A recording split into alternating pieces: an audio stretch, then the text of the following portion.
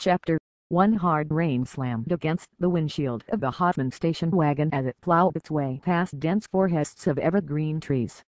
The road was narrow and extremely rough, the car's strong headlights piercing their way through the blackness of the now fading daylight. "It's very quiet in here, you two," Mrs. Hoffman said, looking round at her daughter in the passenger seat and Jake in the back. "Mum, are we nearly there yet?" Jake groaned, looking up from his handheld game, his blue-green eyes now focusing on the outside world. "We've been on the road for ages." "Not long now, Jackie boy," his mum stated, doing her best to lighten the mood, her normally serious expression lightening. "Another hour or so." Not paying any attention to the pointless banter, Barbara gazed out at the fast-melting twilight. There seemed to be nothing for miles in any direction, just never-ending trees. She really hated having to leave San Francisco. If only Dad hadn't been made a partner in running the business, we could still be living near the beautiful shoreline, not stuck in the middle of nowhere. Studying her reflection, Barbara had large brown eyes peering out from behind thick-rimmed glasses. She had shoulder-length brown hair, and a short pointed nose. A look of despair always on her small mouth. She had always looked young for a 17-year-old, though the glasses made her look a little older. "I mean, who calls the place Winterfield?" she finally broke out. "It sounds like a really cold place to me." "Oh, ha, ha," Jake laughed sarcastically. "That's so funny, sis. Maybe you should become a comedian. Everyone would laugh the instant they saw you." He laughed at his own weak attempt at humor, his untidy cut fringe falling onto his forehead. "Shut up," she snapped, ready to give him a clout. "We should drop you in the woods, so you get raised by a pack of wolves." "All right, that's enough, you guys. Now we agreed there would be no arguing on this trip," exclaimed their mum, as she ran her free hand over her short auburn hair. Both of them moaned. It seemed the only time they did talk it was arguing with each other. Jake had always had a morbid streak. He loved anything scary, from movies, books and pets, like his tarantula Millie. What's more, he liked being untidy. His clothes never seemed to match or like people touching his unkempt locks. Barbara sighed, peering back out into the enfolding blackness, as the tops of the trees blackened to a blue glow. She lay back in her seat, trying her best to get comfortable. After a while the walls of wood seemed to descend away from the roadside, but not quite out of sight. The wagon's headlights picked out an old poorly lit road sign.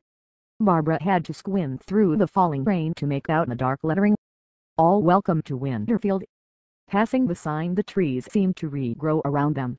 "Mum, is our house the only one in this town?" "No, of course not, Barb," Mrs. Hoffman chuckled. "Look, there," she gestured to a large group of pointed silhouettes a little way in front. No lights burned bright from these houses, the headlights reflected off darkened windows. "They must go to bed early in this town. How boring," Barbara thought to herself. Jake shifted excitedly in the back seat.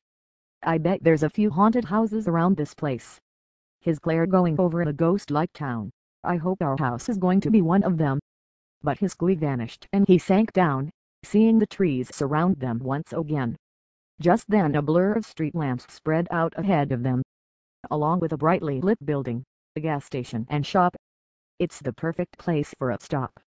"Mum," Barbara asked, "can we pull over for a while? My legs are numb." "Yeah," Jay put in. "I'm hungry." He continued to wail.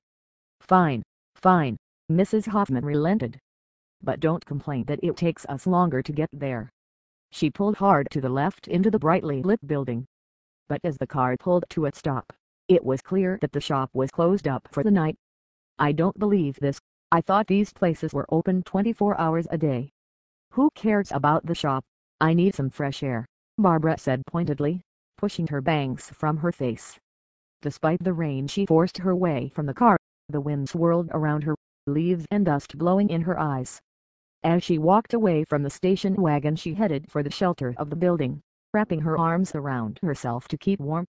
Apart from the glimmer of the lights overhead, the garage was cast in deep shadows. Just then she spotted movement on the ground. From a crack of light in the wall she moved closer.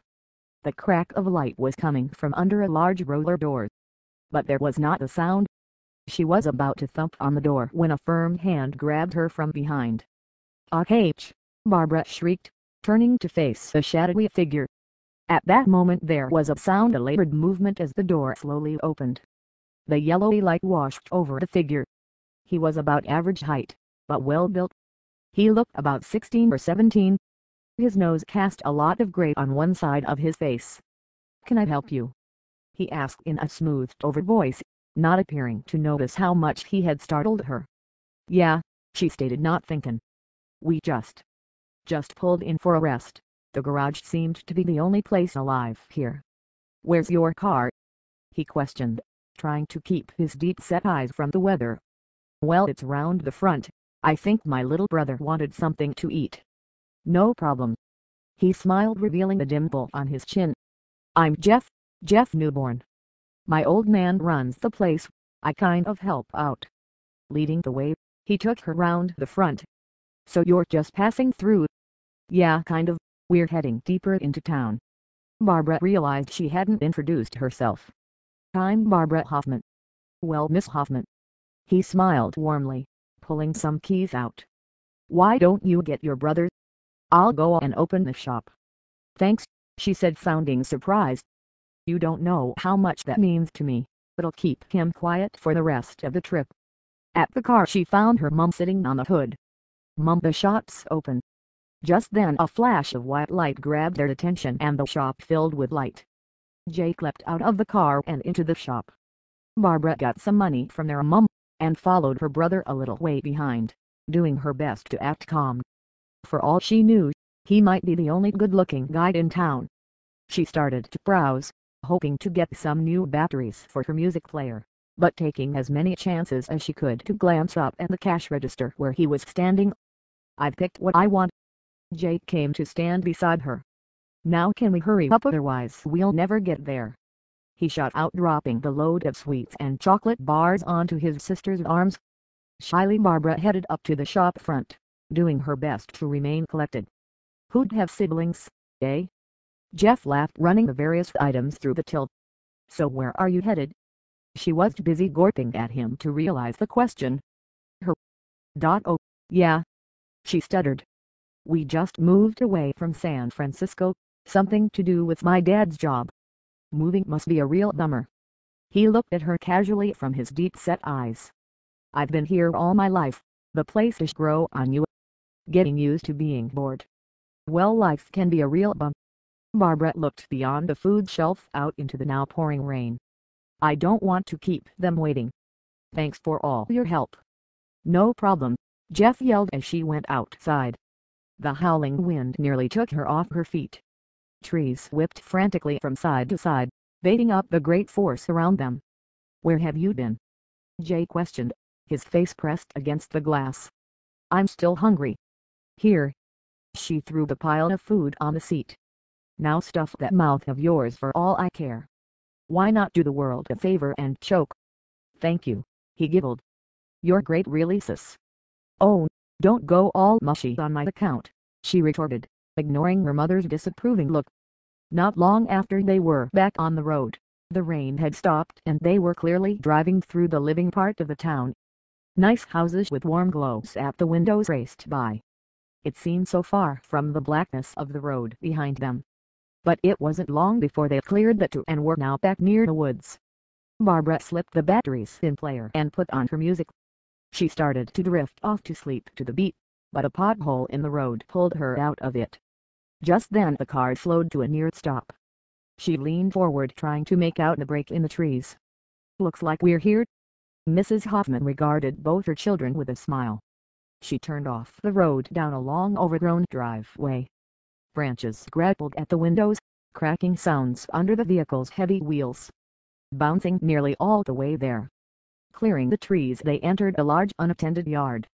A large structure rose from the long grass. When the engine finally faded, Barbara wished she could just go to sleep where she was. But a kind nudge from her mother put pay to that idea. She forced herself out into the cool night air. Her eyes darted around the blackness, but they both shot a glimpse of the house and she gasped. The house's walls rose tall from the damp ground. It was almost dead, only the sounds of the living woods that surrounded them. Large black windows seemed more like holes, its chimneys barely visible from ground level. Creepers crawled up the walls. Somewhere in the shadows a shutter thumped the wall in the strong wind. It sent a shiver down Barbara's spine. "I can't believe this. It has to be some kind of a joke." "Cool," her brother stated cheerily. "This is better than I ever imagined it would be. I bet there's loads of places to hide, Millie." "Don't you even think about it," she snapped, frowning at him. "Sorry, I already have," Jake said dryly. "I really think this place could be a great home, Mum." "Okay, let's get inside before it starts to rain again," Mrs. Hoffman said, looking up at the clouds looming way above them. She turned and went to open the trunk of the wagon. Barbara was about to assist her mum when movement caught her eye. The sound of whispering in the wind. Something seemed to grab her mind, making her step towards the motion. Moving slowly along the side wall of the house to the back garden. The howling wind picked up dead leaves and other debris, toying with it, tossing it in the air.